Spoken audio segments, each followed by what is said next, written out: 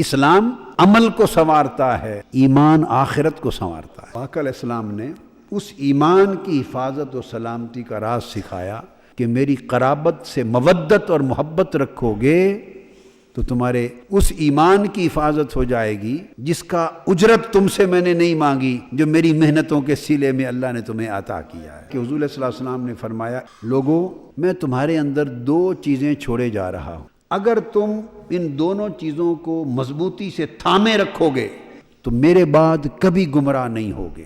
اور پھر فرمایا، اور وہ دونوں چیزیں ایسی ہیں کہ ان میں سے ہر ایک دوسری سے اعلیٰ ہے۔ فرمایا پہلی چیز جو عظیم تر ہے وہ اللہ کی کتاب قرآن مجید، اور فرمایا دوسری چیز وَإِطْرَتِي أَهْلُ بَيْتِي، دوسری میری آل اور میری اطرت و اہل بیت۔ قرآن اور میری اہل بیت یہ دونوں اس طرح ہمیشہ جڑے رہیں گے، اور یہ دونوں اس طرح جڑے ہوئے قیامت کے دن حوض کوثر پہ میرے پاس آئیں گے۔ فرمایا دھیان کرنا کہ میرے بعد ان دونوں سے کیا معاملہ کرتے ہیں۔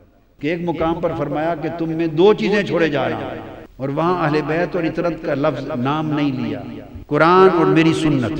یہاں فرمایا دو چیزیں چھوڑے جا رہا ہوں، صلہ ایک ہی ہے، لن تضلوا، دونوں کا دامن تھامو گے تو گمراہ نہیں ہوگے۔ قرآن پر تو اختلاف ہو نہیں سکتا۔ اب دوسرا امر ہے میری اطرت اور میری اہل بیت، اور ادھر فرمایا دوسرا امر ہے میری سنت۔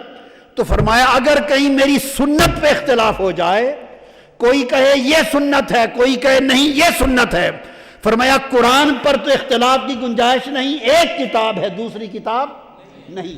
اور اگر سنت پر اختلاف ہو تو اختلاف میں نہ الجھ جانا، جب میری سنت کا دامن تھامنے کا وقت آئے تو میری سنت یہ بیان ہے، اس سنت کا مضمون دیکھنا چاہو تو میری اہل بیت کو دیکھ لینا، میری اہل بیت ہی میری سنت ہے۔ تو گویا آقا علیہ السلام نے اپنی سنت ہی کا دوسرا نام اطرت دے دیا ہے۔ تو سنت عنوان ہو گیا، اطرت و اہل بیت اسی کا مضمون ہو گیا۔ تو سنت پیروی کے لیے ہوتی ہے، تو پیروی اسوہ کے ساتھ متعلق ہے، ایک ماڈل کے ساتھ۔ اس لیے اللہ کی اتباع نہیں ہے، اللہ کی پیروی اس لیے نہیں کہ اللہ کا حکم ہے، اس کا ماڈل نہیں ہے۔ تو فرمایا کہ دوسرا قرآن کے ساتھ دوسرا امر میری سنت ہے۔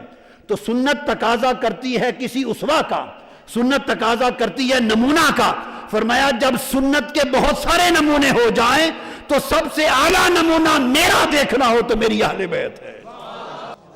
میری سنت کا اعلیٰ نمونہ اہل بیت ہے، میری سنت کا اعلیٰ اسوہ میری اہل بیت ہے، اور پھر اہل بیت میں پھر سب سے اعلیٰ نمونہ حسین ہے۔